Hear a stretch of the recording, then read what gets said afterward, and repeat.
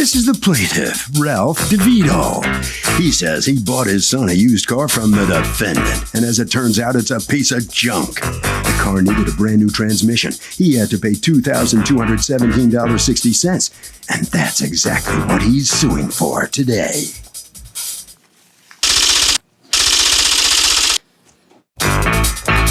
This is the defendant, Pete Sanitos. He says he sold the plaintiff a car. About 10 days later, he got a call from the guy complaining about the check engine light. And he told him to bring it in and he'd take a look at it. Next thing he knows, he gets a registered letter demanding 2,200 big ones for work the plaintiff had done on the thing. Huh? He was never given the opportunity to make good on the car and owes nada. He's accused of selling a bad tranny.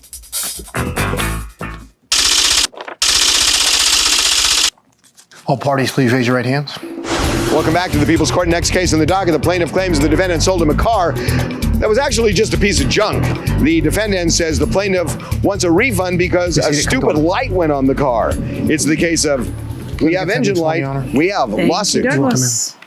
Okay, Ralph DeVito, you are suing Sunrise Planet Group LLC, doing business as 1800 Pre-Owned.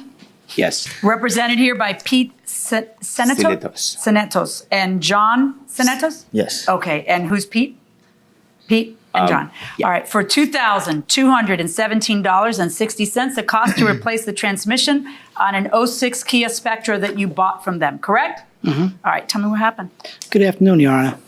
I was planning a trip to visit my mother with the intention of buying a car. Okay. I live in Milwaukee. I'm originally from Brooklyn.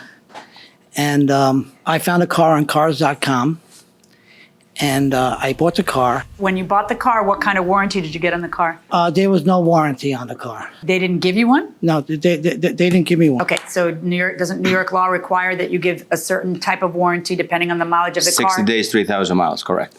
So where's the warranty? He says you didn't give him any paperwork. The warranty should have been in with the paper. Okay, all right. So then what happens? The check engine light came on. On the way to Milwaukee? On the way to Milwaukee. It was about 4 or 5 hours into the trip. So I got back home, and I went the next day to the dealer, and the dealer, he told me I need a new transmission and a new TCM, transmission control module. It cost me $2,200. What do you believe is your warranty? That they have to pay for it if you do it somewhere else? Right.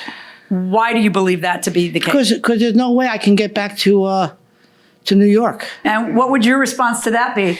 You chose to buy a car in New York, and then now it's inconvenient for you to drive back to where they are to get it repaired, and so you're suing them? Doesn't sound so good when I say it. So, does the defendant have to honor the warranty because the plaintiff got the car fixed outside of his shop? No, because the plaintiff didn't abide by the rules of the contract. Fair enough. Plaintiff didn't abide by the rules of the contract. It wouldn't be fair to force the defendant to stay and drive his car in town all the time. If he travels, then, the plaintiff. I get your point, but the contract says that. So, he has to drive all the way back into New York City, but that's what the contract says. Is he out of luck? He could have called the guy and worked something out, said, my car's broken down, I'm out of town, what do you want me to do? Sorted it out that way. That's interesting. That's actually an interesting point. Going inside the courtroom. Let me hear from you. Well, he did purchase the car on March 1st. He was scheduled to pick up his title on Saturday. My clerk made a mistake, mailed the title to him. He got very angry, very arrogant, yelling, cursing in the showroom. At that point, I felt that's where the friction started with Mr. DeVito in my store. Then he was angry. He took the car, left, went home. He calls on Monday morning, spoke to John. You didn't give me my title. I have a problem with you guys, on and on and on. On Tuesday, he called back stating that, I'm sorry, the way I reacted, I did get the title. Okay. Thank you. Great.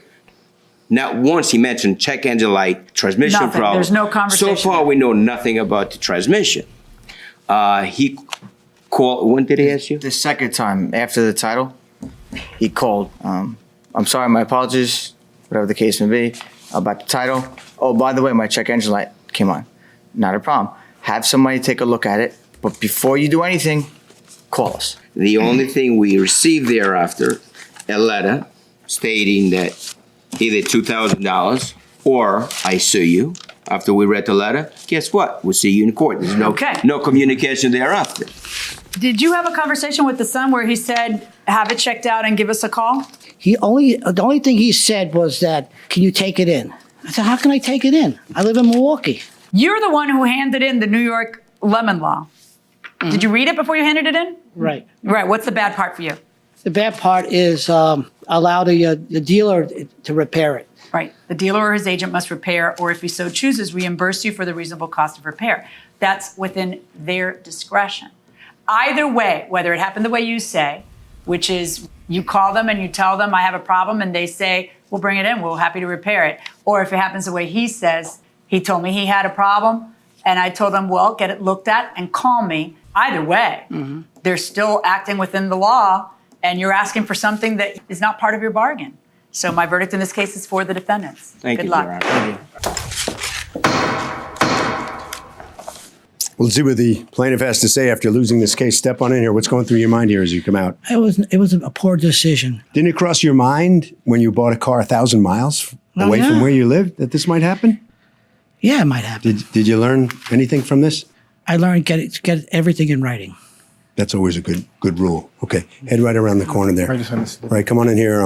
What's your feeling on the outcome here? I think it was a excellent decision by the judge, realizing that what we've done, it was nothing wrong. Why didn't you hand him the lemon law so we knew the law? I think it got shuffled in our papers. Oh, it got shuffled around? Definitely. He definitely has it because every customer gets it. All right, Harvey? You know, the reality is you do have to think about where you're driving a car before you buy it, because if the contract says that you are stuck with the seller, you are stuck with the seller, period.